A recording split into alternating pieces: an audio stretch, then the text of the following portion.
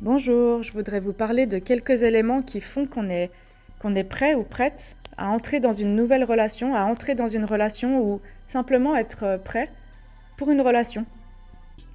En fait, on est prêt souvent quand on pense pas seulement à ce qu'on attend d'un ou une partenaire, on pense pas seulement à ce que l'autre peut donner, mais aussi quand on pense à quel partenaire moi j'ai envie d'être pour cette relation.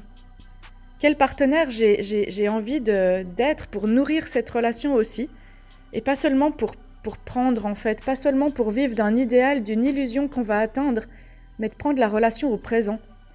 Quand j'arrête de fuir en fait l'inconfort de l'émotion de l'autre, quand j'arrête de fuir l'inconfort des éventuelles conversations qui peuvent être délicates, là, j'apprends à écouter, j'apprends à être présente, sans me défendre, sans être dans la réactivité. J'apprends à parler avec une communication bienveillante, sans blesser. J'apprends à parler à partir du jeu et à écouter le jeu de l'autre aussi, sans rejeter la faute sur l'autre à la moindre tension, sans partir dans une critique à la moindre tension, mais en exprimant beaucoup plus sainement ce qui blesse, ce qui dérange, pour pouvoir en discuter. On est prêt ou prête quand on est prêt à se remettre en question soi, à s'ajuster à la relation.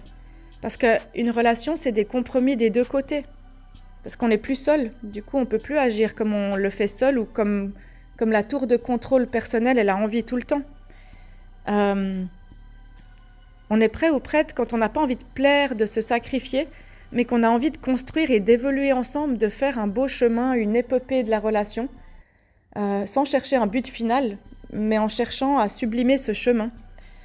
Et quand on entre dans cette relation, pas pour prendre, pour être aimé, pour être nourri, pour qu'on prenne soin de soi seulement, mais quand on arrive aussi dans le couple, dans cette relation pour donner, pour prendre soin, pour construire, pour faire des projets, pour s'intéresser à comment l'autre aime être aimé.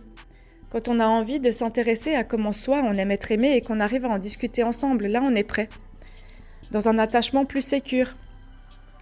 Quand on est prêt pour cette relation, on ne cherche pas juste quelqu'un d'aimant, on cherche à devenir une personne aimante aussi et bienveillante, et on cherche à devenir une personne sur qui on peut compter. Mais dans le langage de l'autre et dans son langage, et puis on n'aura jamais le même langage, mais comment on peut créer de la sécurité à deux pour ajuster ces deux langages. Être prêt ou prête, c'est d'avoir envie de contribuer à cette relation. C'est se demander en permanence qu'est-ce que j'apporte au lien, qu'est-ce que j'apporte à l'autre et comment je l'apporte. Est-ce que je l'apporte dans le langage de l'autre? Est-ce que je fais des stretching? Qu'est-ce que j'ai envie que l'autre apporte? Comment je suis capable d'en parler? Quand il y a de l'émotion, comment je suis capable de réguler ma propre émotion pour revenir dans le lien? Parce que les relations qui ne sont pas à double sens, qui ne sont pas réciproques, elles épuisent, elles vident dans l'énergie vitale. Alors que celles qui sont réciproques, où tous les deux, toutes les deux, on apporte sans se demander, elles nourrissent et elles ouvrent au monde en fait. Elles ouvrent au monde, elles ouvrent un nouveau monde.